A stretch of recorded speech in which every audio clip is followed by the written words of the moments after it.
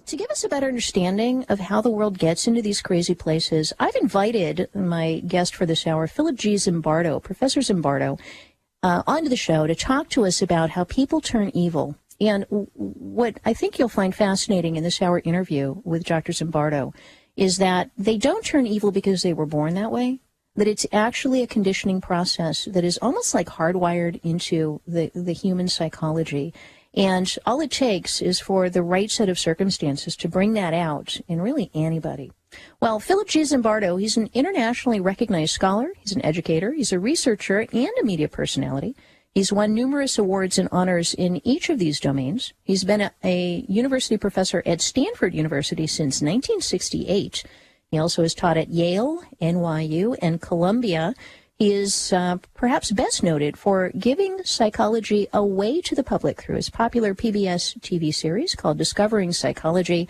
He's also written many text and trade books among his 300 publications. Man, this is a guy who does not rest. He was recently president of the American Psychological Association, so he is an absolute expert who knows of what he speaks. Dr. Zimbardo, it is my pleasure to welcome you to the program. Hello. Hello. It's my pleasure to be here in New York. I'm a New Yorker, but I've been living in San Francisco, and I just, again, enjoy the energy of the city. Now, you're a keynote speaker at an event there. Can you tell us a little bit about the event that you're attending this week? Yes. I just finished giving a keynote address to the Eastern Psychological Association, which is all the psychologists on the East Coast. The psychologists are divided into regional areas, and then there is the overall national association, American Psychological Association, of which you had mentioned I was president. All right. But I also gave a lecture yesterday at Fordham University in the Bronx. Fabulous. All right. Yeah. Well, maybe we can catch some of those on YouTube. Stay tuned. We're going to be right back with our guest, Philip Zimbardo, right after this. I'm your host, Dr. Katherine Albrecht, filling in for Alex Jones. Do you understand how dark it is? How far down the line we are? How late it is? Katherine Albrecht here, filling in for Alex Jones. Yesterday, today, and Friday. So glad to be with you guys. And I'm so delighted here in really the heart of the liberty movement. It is such an honor to be able to fill in metaphorically and stand in Alex Jones's enormous shoes. And I know that he's been literally since back in the 1990s when I first became politically aware. Alex Jones was out there in the wilderness getting this message out. Now he's got millions of listeners, and that's not an exaggeration. I know that there are millions of you out there. I know that you guys are all on the edge of your seats waiting to see what's going to unfold next in this country. Yeah, well, one of the things I got to figure out as I'm thinking about who to pray for, you know, I am a wear it on my sleeve Christian here. I got to figure out who to pray for in terms of really who are the enemies and how do they get to be what they are and where they are. A little bit in the last hour, we talked about some of the nations across the globe that are doing really rotten things. And I'm thinking here specifically of North Korea, where they have torture camps set up where you can be disappeared in the middle of the night. And one of the questions, of course, anytime you really stare into the face of evil, is you ask yourself whether it's, Nazi prison guards, whether it is North Korean torture chamber operators, whether it is even Americans, God forbid, in Abu Ghraib and other places. You say, what is it? How do they find those people? What do they do? Do they comb the entire population looking for the most evil people they can find to populate these prisons and become the guards? Well, if you look at the answer psychologically, what you'll actually find is that those folks are us. They're regular people. And I like to think I would never, no matter what circumstances you put me in, become some kind of evil torturer. But one of the shocking things that's come out of the literature and really trying to understand how we got Nazi Germany and how we got North Korea is that there is deep inside of human psychology some buttons that if you press them the right way and people are not on their guard against this within themselves, that they themselves can become torturers. All right. Well, one of the folks who's done, I believe, the best job of explaining this phenomenon and maybe helping us to understand how to turn it around and prevent it is my guest this hour, Dr. Philip Zimbardo. He's an internationally recognized scholar, educator, researcher, and media personality. He's been a professor at Stanford University since 1968. He's taught at Yale, Columbia, and elsewhere. and he has published over 300 publications. He was recently the president of the American Psychological Association, and he is joining us live from New York, where he just delivered the keynote address to the group of Eastern psychologists. Hello, Dr. Zimbardo. Hello, glad to be with you. Great to have you here. Now, I know that your research spans the gamut. You have, in your lengthy career, you've covered so many different topics. In the last hour on the show, I was talking about what's going on over in North Korea. You know, we've got Dennis Rodman over there rubbing elbows with Kim Jong-un and going to parties and saying Kim Jong-un has a friend for life, and kind of some weird stuff going on in the media.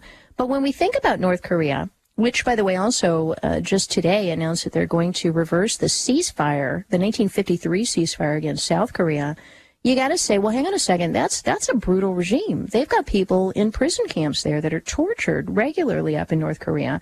And I wanted to bring you on because of your psychological insights into what leads people to torture. You did a series of experiments at one point, the prison experiments, that I think shed some light on that. Can you give us an overview of what you've learned and what you learned from the prison experiments? Yeah, I'd be happy to do that. And I appreciate your introduction to your audience. I think I have to begin by focusing on, it's the wrong question to ask, who are those evil people? That there's no question that people do bad things, evil things. Torture is among the bad things people do. But so is prejudice and discrimination, so is bullying. And so I've been obsessed with the question of why did good people turn evil, not why did bad people do bad things. And I started actually as a kid asking that question because I grew up in a ghetto in the South Bronx in poverty in New York. If you grow up in any inner city, anywhere in the world, you're surrounded by people whose job it is to get good kids to do bad things for money. And so I always wondered as a kid, how come some of my friends took the bad path and I and some other kids took the good path, the right path. And so again, even as a kid, I realized that, evil is not in people. Evil is in situations. So that if you grow up privileged, you don't have those negative influence agents around you to tempt you to do bad things. And so now when we're talking about, for example, Abu Ghraib, this infamous prison that really denigrated America's image to the world, because what we saw in those few images were young American prison guards, men and women for the first time, not only abusing prisoners, but apparently taking delight in it, smiling, giving high fives, having prisoners in horrific positions, piled up naked and so forth, dragging them around by a leash. And so when I saw that reminded me of my Stanford prison study, which I did back in 1971. And there, the question I asked is, what happens if you put good people in a bad place? What happens if you put good apples in a bad barrel? And so the study was, we had 24 students, college students from all over the United States who were in the San Francisco area in the summer. And they answered an ad to be part of a study of prison life for 2 weeks, to go for 2 weeks. We randomly assigned half to be guards, half to be prisoners, after we pre-selected the ones who were most normal, most healthy psychologically and physically. And then we gave them uniforms, and we put them in a very realistic kind of psychological prison. And what that means is with, bars on their doors and solitary confinement and all the accoutrements of a prison. We had local police arrest the prisoners, bring them to the real jail and then to our jail. We had a prison chaplain and public defenders and parole board hearings and visiting days.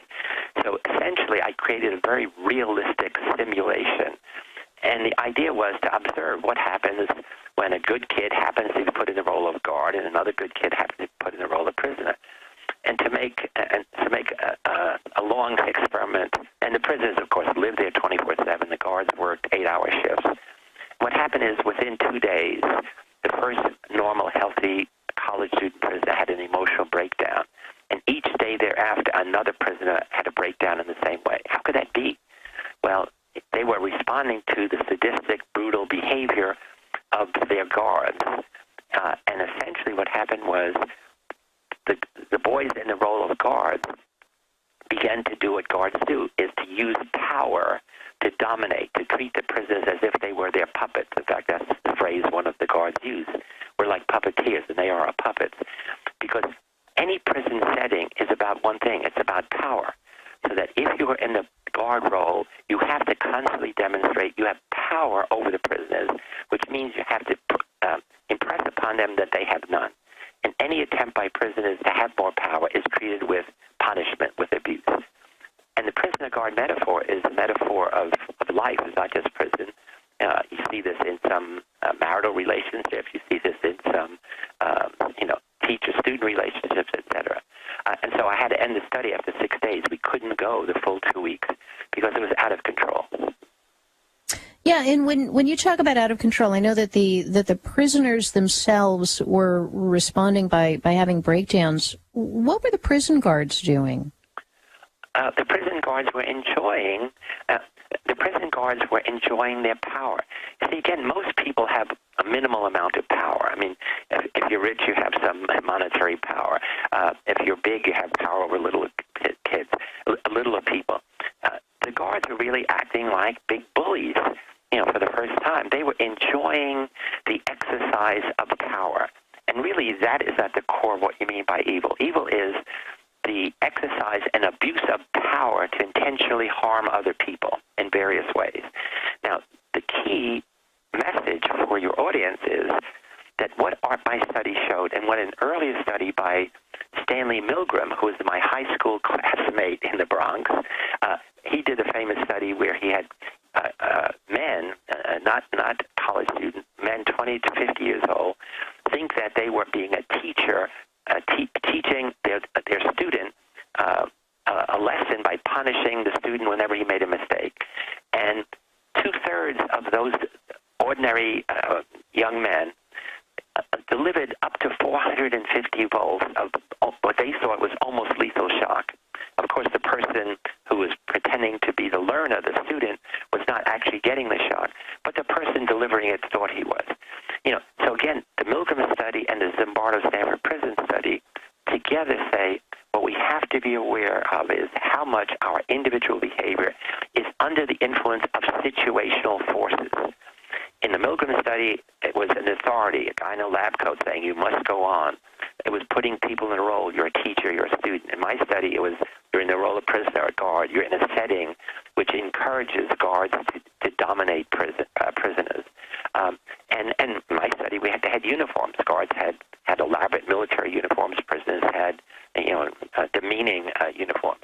So again, the people we chose in my study were really good apples, and we put them in a really bad barrel. And the sad message is bad barrels corrupt most good people. Not all, but most. And so again, the message is, and this was true in Abu Ghraib.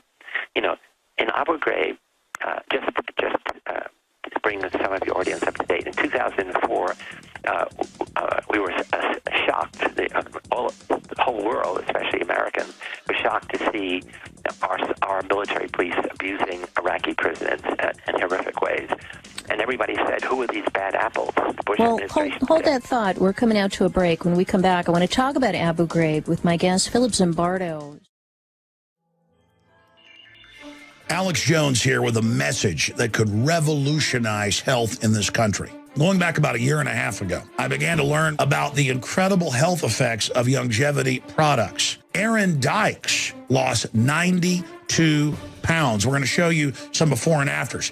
Aaron, break down what happened, your story. I've worked really hard with diet and exercise to try to lose weight, but I just didn't get the results. It just didn't happen. Then I saw what you were doing with InfoWarsTeam.com.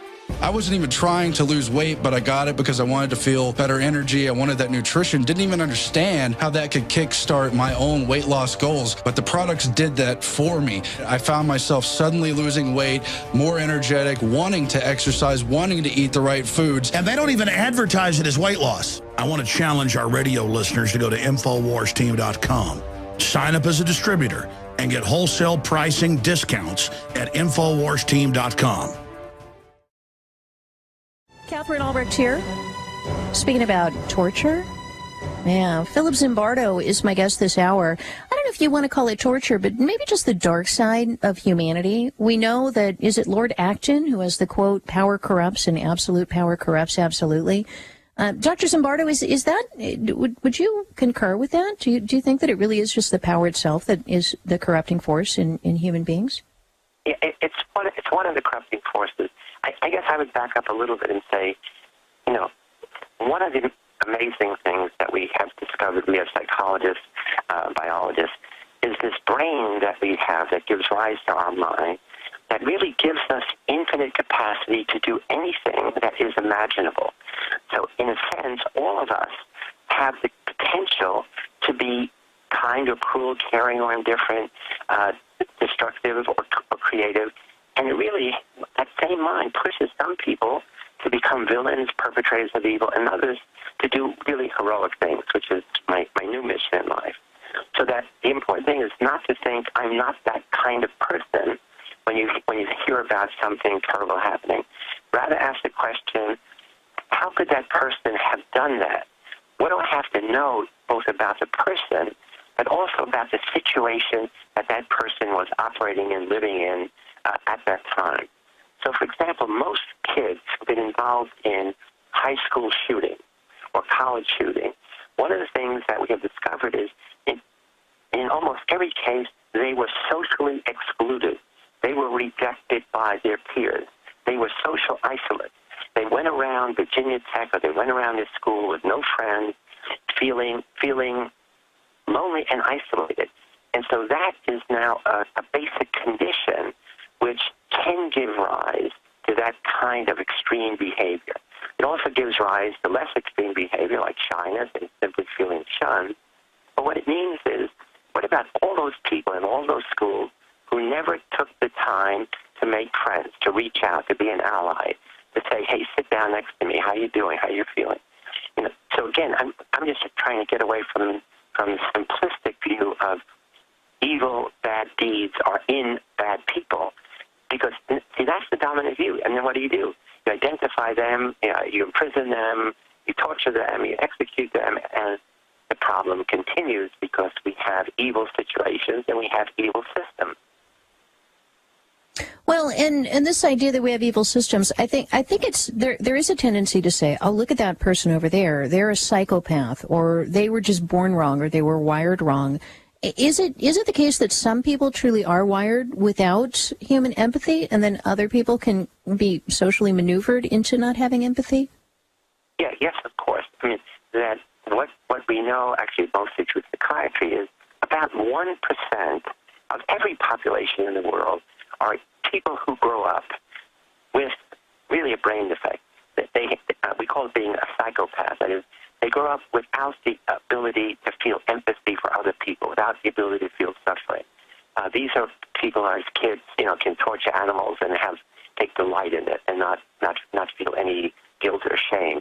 But that's only 1%. You see, and the problem is, so for example, with the shooting in Connecticut, people focused on, oh, this kid was a psychopath. Well, that may be true, but that was not true of any of the other kids and all of the many other shootings. But again, the system analysis is something that we rarely do. So, as I said, social psychologists like me say, look, what we have to understand is basic conditions that people live in. So, if you live in poverty, that's a social condition that's going to increase the likelihood that you're going to do bad things for money. But also, if you live in a setting where people practice dehumanization, they think of others as less than human. If you're in a situation where people treat you in an anonymous way, like you're insignificant, we show that leads to negative behavior. If you're in a situation where you're part of a group and the group has negative norms, that is, it's okay to smoke heroin, it's okay to have unprotected sex, it's okay to steal, cheat, lie, do racist things, then that group has a powerful influence on you because you go along to get along. So we know we have a recipe in psychology of what can make a good kid, a good person of any age, start down that negative path. Gotcha. And now what we're trying to do is reverse it. How do you get an ordinary person to be inspired to start on the good path? All right, we're visiting with Dr. Philip Zimbardo. He is a nationally renowned expert on psychology. He's also the author of a book called The Lucifer Effect. I want to get into that a little bit more when we come back. How good people turn evil. Stay tuned. ProPure is introducing Pro One. All of your filtration in one system, portable, on the go. This is the Pro One by ProPure. You wanted it, you got it. No more do you have 2 or 3 filters to just reduce sodium fluoride. You have a system that cuts out the sodium fluoride and up to 95% of hydrofluorosilicic acid. Advanced manufacturing technology combines silver-impregnated white ceramic with new Aquamedics advanced media for removal of fluoride and other heavy metals, all in one filter element. It cuts out the acid derivative of fluoride. It is the only one that does it, and out of the gates, we have it discounted at 10% off with promo code WATER. This is the only system that in one unit helps reduce or remove pesticides, herbicides, chloramines, ammonia, and chlorine, hydrofluorosilicic acid, the most common form of fluoride not covered by other fluoride filter brands, and sodium hexafluorosilicate. This is a revolution against the tyrants. They love putting the toxic acid base of fluoride into your water. They love the fact that it's an adjuvant supercharging the trace Prozac in the water and the hormones and the other chemicals. By cutting out fluoride, you cut out the turbocharger in all the poison being artificially introduced into your body. This is what I use. It's a win-win. You get a high-quality product at the lowest price. You support the InfoWar. Get your ProPure with the new Pro One filter today at InfoWarsStore.com or by calling 888-253-3139. Yeah, those jackboots, man, they keep coming back historically over and over and over. It's the reason I became a liberty, freedom, privacy advocate is because I've got a floor-to-ceiling bookshelf, 4 feet wide, all the way up to the ceiling. I don't know how many shelves are on there, but there's a lot of books of 20th century history. And the reality is anytime you give too much power to those guys with the jackboots, they will take it from you and they will use it to stomp on you. It's just the way things are. And my guest this hour, Philip Zimbardo, has devoted a career to trying to figure out why this is and then how to counter it, what we can do to take a look, really stare down the face of human evil and figure out what we should be doing instead. Philip, Dr. Zimbardo, there's a story that was in the news yesterday, and I couldn't help but think of your research as we were hearing the dramatic 911 tape of this dispatcher who was fighting to save a patient. Now, I know you've been doing keynotes, and you may not have heard this, but there is a retirement home or a nursing facility called Glenwood Gardens in Bakersfield, California. And there was an 87-year-old woman who collapsed and was not breathing. And the dispatcher, the 911 dispatcher, is trying to give instructions to the nurse at the facility to give this woman CPR and is frantically making every effort to try to encourage this woman to please start CPR to save the woman's life. And just a quick quote from here, and then I want to play the audio clip because it's chilling. She says, the 911 dispatcher says, "I understand if your boss is telling you you can't do CPR, but as a human being, is there anybody who's willing to help this lady and not let her die? Is there a gardener, any staff, anyone who doesn't work for you anywhere? Can we flag someone down in the street and get them to help this lady? Can we flag a stranger down? I bet a stranger would help her." And the answer that she repeatedly receives is no. Let's listen to the clip. It's chilling. Coming as quick. They've been on the way all this time, but we can't wait. This lady's going to die. Yeah. Okay. Well, then, if you get anybody, any stranger that happens to walk by that's willing to help, I understand if your boss is telling you you can't do it. Yeah. But if there's any, as a human being, I don't, is there anybody that's willing to help this lady and not let her die? Not at this time. Yeah, not at this time.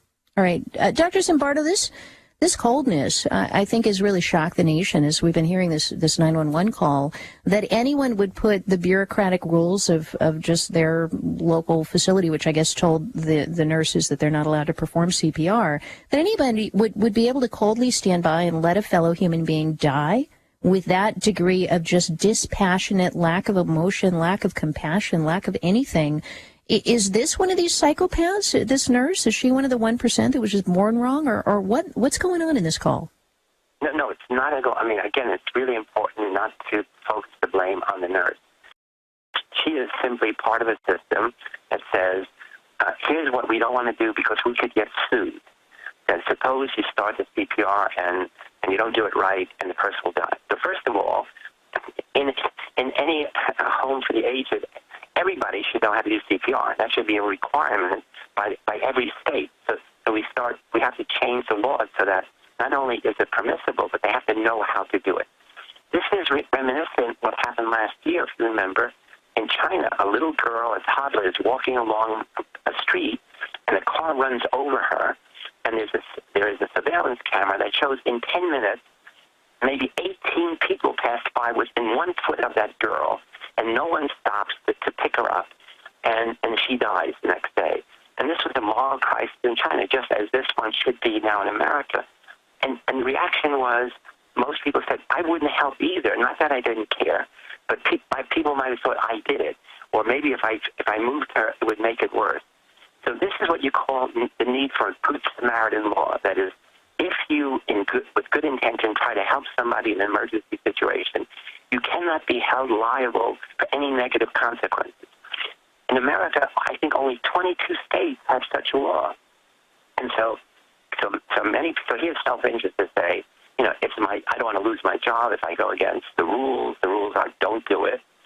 But the bottom line is, how do you step out of that rule-based system and say, I cannot allow another human being to die because suppose that was my mother, suppose that was me. And so partly what we have to do is, how do you get people to really feel empathy and compassion for every other person, not just an old person or not just a person of a different gender or race or whatever, but for everyone. And so this is just jumping ahead of ourselves. So this is what I've been trying to do in moving from my focus on why did good people turn evil to how can we make ordinary people like that aid in to be inspired to do the heroic thing. In this case, the heroic thing is to go against the system, say, I'm sorry, I know it's a rule, I have to do this. And she would have been honored now rather than shamed. Right. She would have been the hero. And now, yes, simply because she did follow the rules. And, when you're living in a society where the rules begin to go crazy, and I'm sure that we could look at Nazi Germany or North Korea as examples right now, even, where, in North Korea, it is the appropriate thing to do that if you see somebody with a cell phone and you're a member of the regime there, that you beat that person brutally and torture them and put them into a labor camp. So when the rules begin to go crazy and things begin to go totally wrong, it just seems that there's such a difficulty of human beings to resist that. Before we open up the phone lines, and let me go ahead and do that now, 1-800-259-9231 for your questions and comments for my guest this hour, Dr. Philip Zimbardo. Before we do that, I want to talk, I know you've got a new project, and I also want to talk about the Lucifer effect. So you went from doing the Stanford Prison Experiment, which people can find online. They can start page that. We don't use Google around here. We use start page. They can start page it. They can also look up your book, The Lucifer Effect, and kind of follow your progression as a force of change in the psychological community. The Lucifer Effect was maybe one step behind where you are now, which is really the Hero Project, to try to get people into not just being evil, but not just not being evil, but literally becoming heroes. Just really quickly, can you give us the overview of the Lucifer Effect? Sure.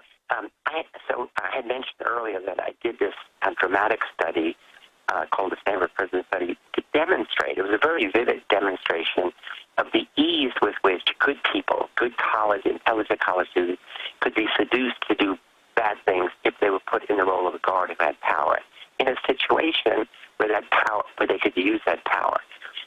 And then in 2004, Abu Ghraib erupted, and there were direct parallels between what happened in Abu Ghraib prison and in my prison. And so I became an expert witness for one of our guards to demonstrate that he was a good apple and that the military put him in a very bad barrel. And I was able to demonstrate that.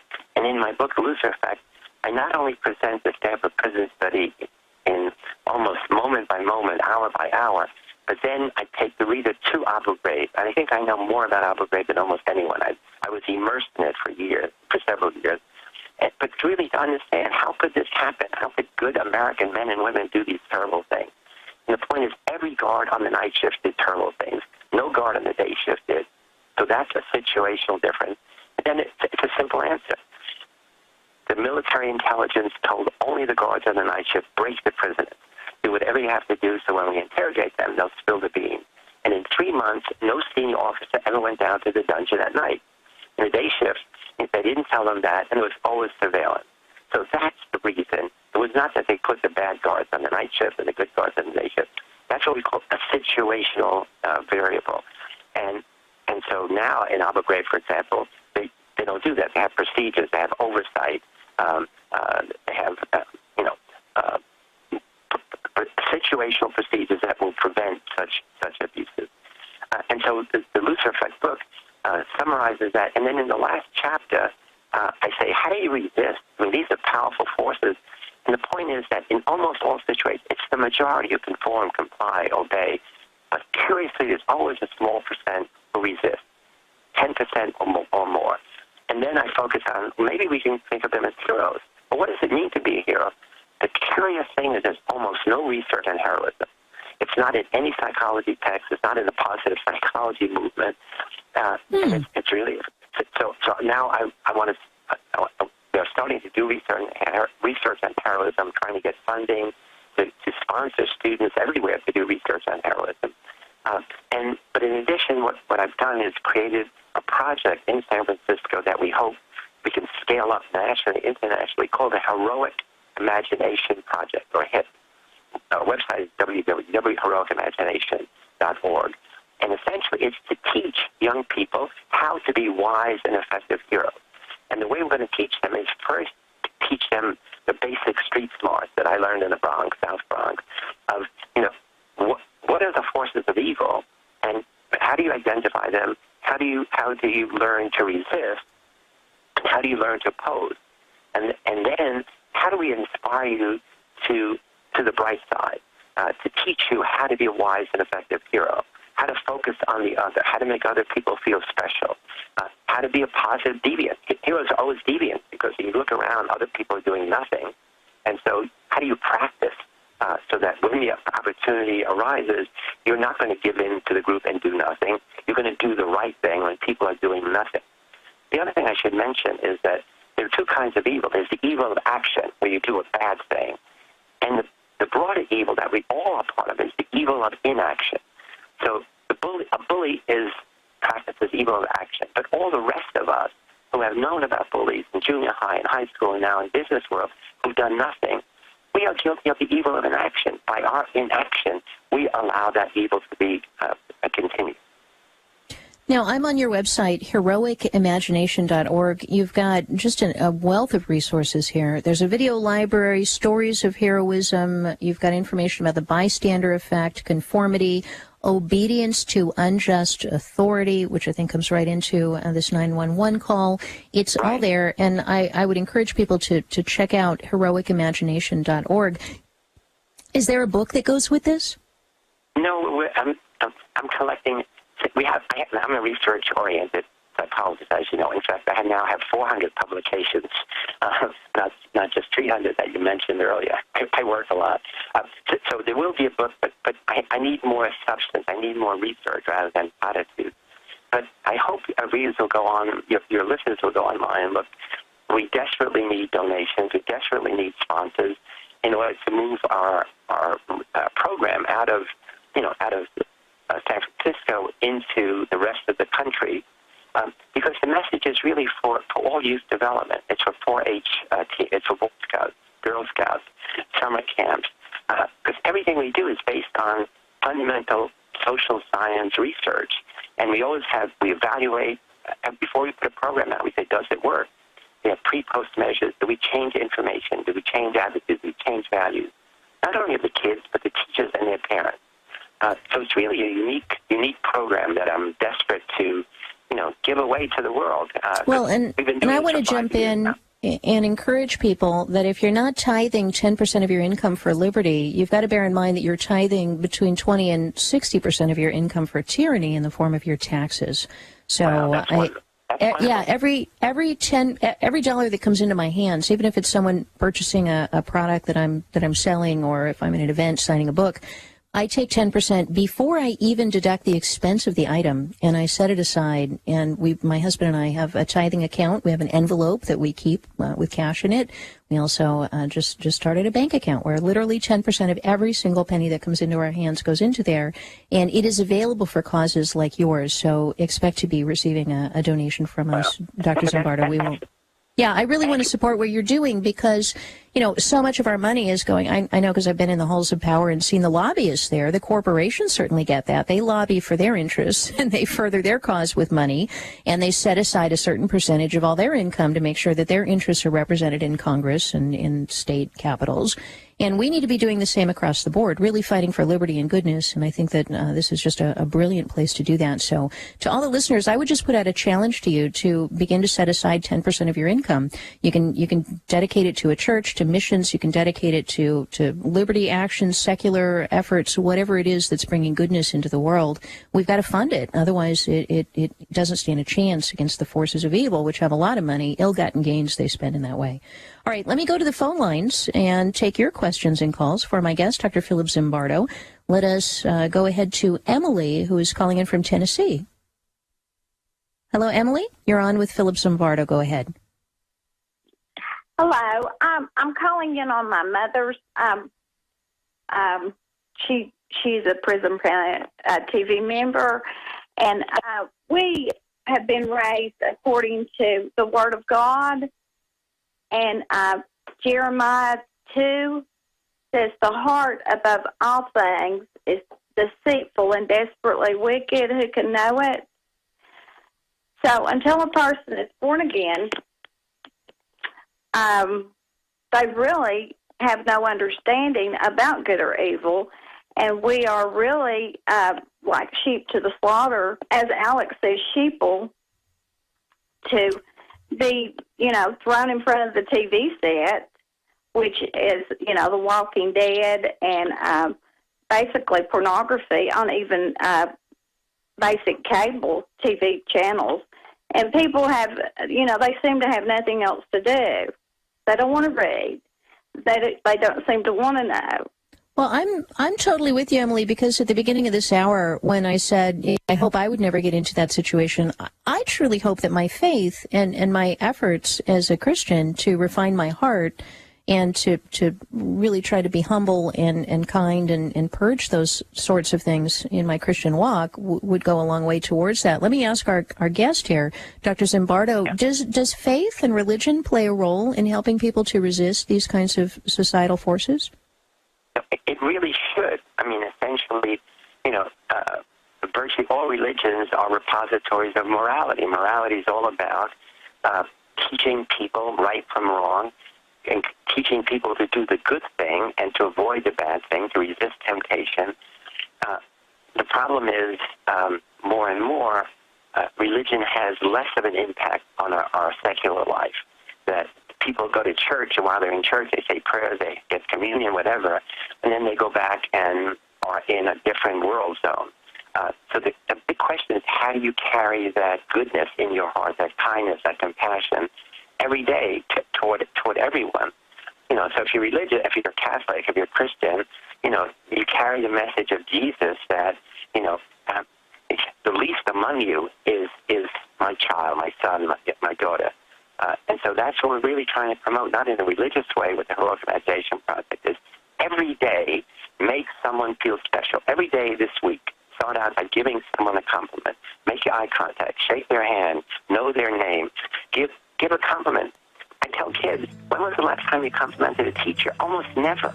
Well, a good teacher, when was the last time you complimented your mother on a good dinner, on the bus driver? So compliments are a very simple tactic which we call as part of being a hero in training. And that's gratitude. Yeah, softening our hearts towards others, reaching out in gratitude with compliments, I think is a beautiful way to start. So let's go to George in Connecticut. George, quickly, your question for Dr. Philip Zimbardo. Go right ahead. Hi there. I just wanted to give an example how to break the mindset. My mother was in Germany from 1938 to 1950 as an American.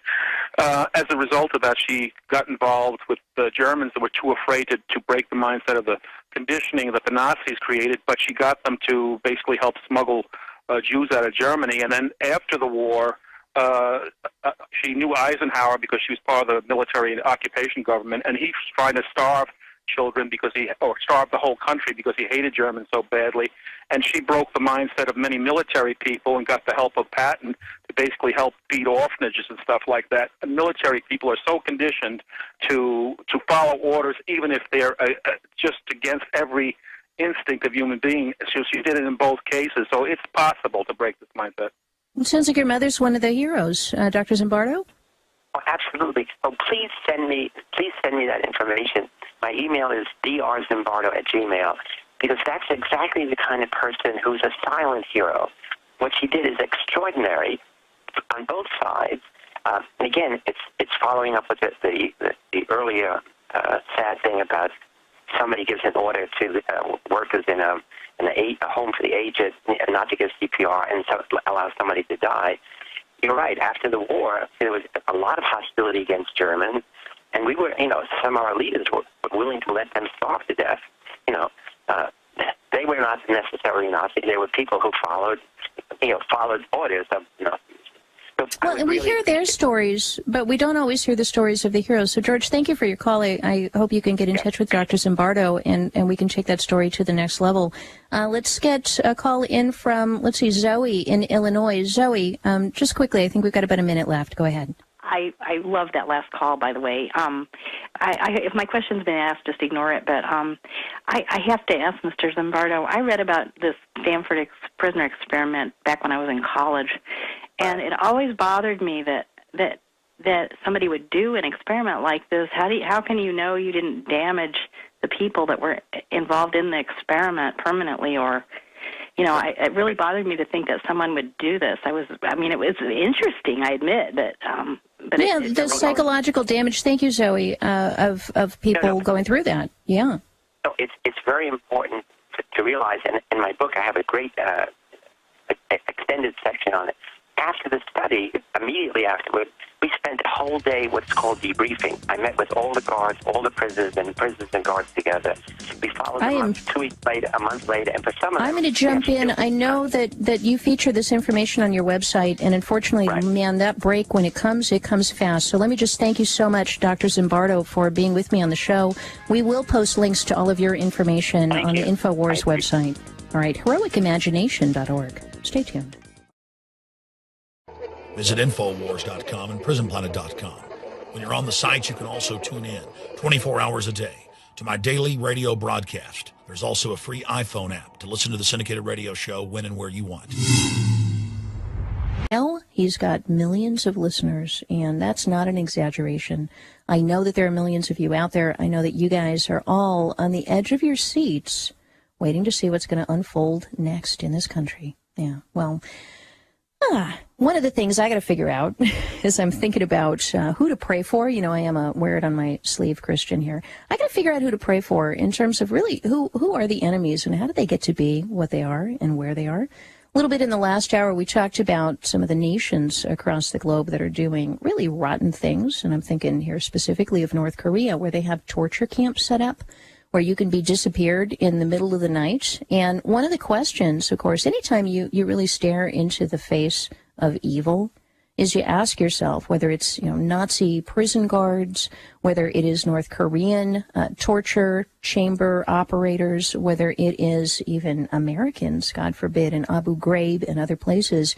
You say, what is it? How do they find those people? What do they do? Do they comb the entire population looking for the most evil people they can find to populate these prisons and become the guards? Well, if you look at the answer psychologically, what you'll actually find is that those folks are us. They're regular people And I like to think I would never, no matter what circumstances you put me in, become some kind of evil torturer. But one of the shocking things that's come out of the literature and really trying to understand how we got Nazi Germany and how we got North Korea is that there is regularly up in North Korea. And I wanted to bring you on because of your psychological insights into what leads people to torture.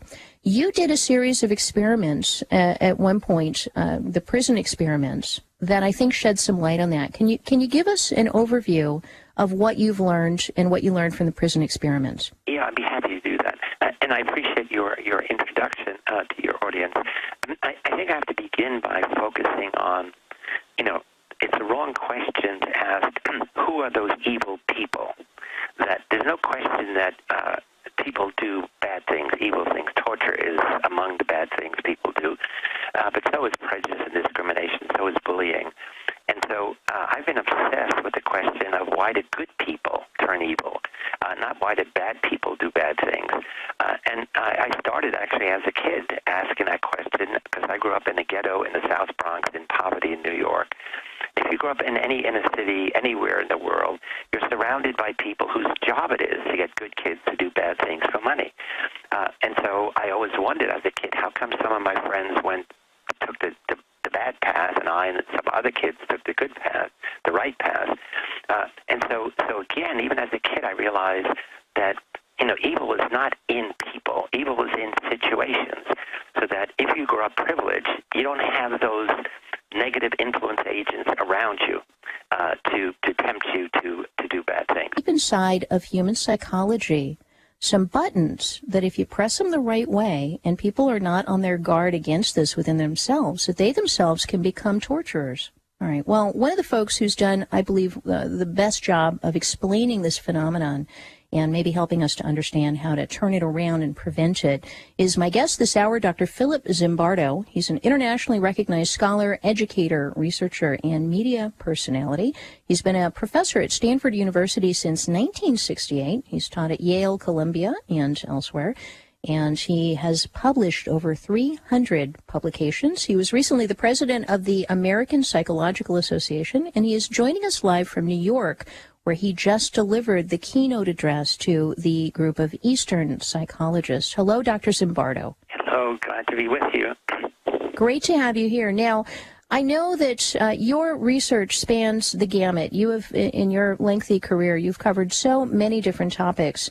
In the last hour on the show, I was talking about what's going on over in North Korea. We've got Dennis Rodman over there rubbing elbows with Kim Jong-un and going to parties and saying Kim Jong-un has a friend for life, and kind of some weird stuff going on in the media. But when we think about North Korea, which, by the way, also just today announced that they're going to reverse the ceasefire, the 1953 ceasefire against South Korea, you got to say, well, hang on a second, that's a brutal regime. They've got people in prison camps there that are tortured. The program, hello. Hello, it's my pleasure to be here in New York. I'm a New Yorker, but I've been living in San Francisco. And I just, again, enjoy the energy of the city. Now, you're a keynote speaker at an event there. Can you tell us a little bit about the event that you're attending this week? Yes. I just finished giving a keynote address to the Eastern Psychological Association, which is all the psychologists on the East Coast. The psychologists are divided into regional areas, and then there is the overall National Association, American Psychological Association, of which you had mentioned I was president. All right. But I also gave a lecture yesterday at Fordham University in the Bronx. Fabulous. All right. Yeah. Well, maybe we can catch some of those on YouTube. Stay tuned. We're going to be right back with our guest, Philip Zimbardo, right after this. I'm your host, Dr. Katherine Albrecht, filling in for Alex Jones. Do you understand how dark it is? How far down the line we are? How late it is? Katherine Albrecht here, filling in for Alex Jones. Yesterday, today, and Friday. So glad to be with you guys. And it's so glad, I'm so delighted here in really the heart of the liberty movement. It is such an honor to be able to fill in metaphorically and stand in Alex Jones's enormous shoes. And I know that he's been literally since back in the 1990s when I first became politically aware. Alex Jones was out there in the wilderness getting this message out. Now